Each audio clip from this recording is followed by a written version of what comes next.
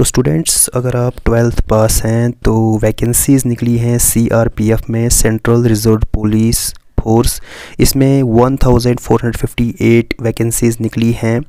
तो आप इसका एप्लीकेशन जो है वो 4 जनवरी 2023 से लेके 25 जनवरी 2023 तक भर सकते हैं। ये जो पोस्ट है ये सेंट्रल गवर्नमेंट जॉब है।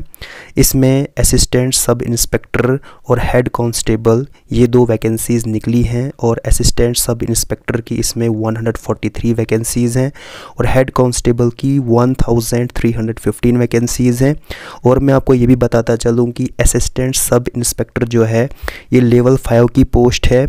इसमें जो स्टार्टिंग सैलरी रहेगी वो रहेगी 29,200, और इसकी जो लास्ट सैलरी रहेगी वो रहेगी 92,300। जबकि हेड कांस्टेबल जो है ये लेवल 4 जॉब है, जिसकी सैलरी जो है वो 25,500 स्टार्टिंग रहेगी, और इसकी जो आखिरी जो लास्ट सैलरी रहेगी वो है 81,100।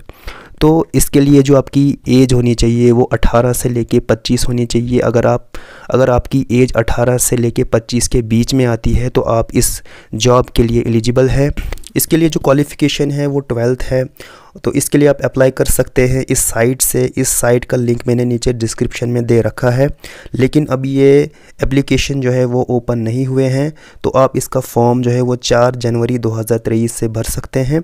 तो 4 जनवरी तक आप वेट कीजिए। अब मैं आपको बताता हूँ कि इसका सिलेक्शन प्रोसेस क्या है।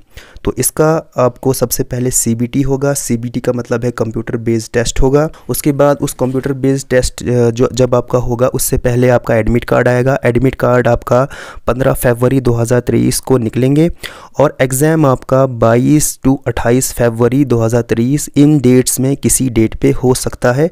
ये टेंटेटिव डेट इन्होंने दी हुई है। 22 to 28 फरवरी इन डेट्स के बीच में आपका कहीं एग्ज़ाम हो सकता है।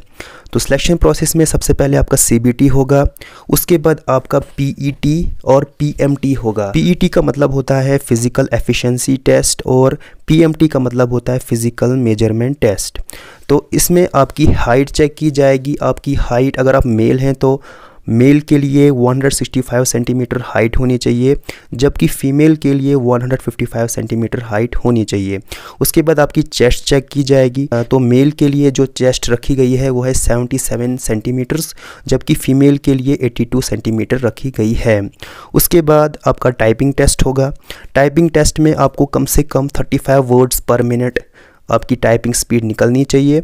अगर आप हिंदी में टाइपिंग करते हैं तो आपको उसमें 30 वर्ड पर मिनट स्पीड निकलनी चाहिए।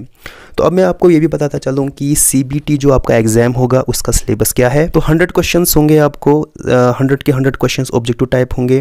टाइम आपको 1.5 घंटा दिया जाएगा, मतलब कि 90 मिनट्स आपको टाइम मिलेगा। और अगर आपका एक क्वेश्चन गलत होता है तो एक क्वेश्चन के आपको 0.25 मार्क्स कटेंगे, मतलब कि नेगेटिव मार्किंग इसमें है। उसके बाद सिलेबस की अगर बात की जाए तो सेक्शन है आपका हिंदी लैंग्वेज या इंग्लिश लैंग्वेज होगा, दोनों लैंग्वेजेस में होगा।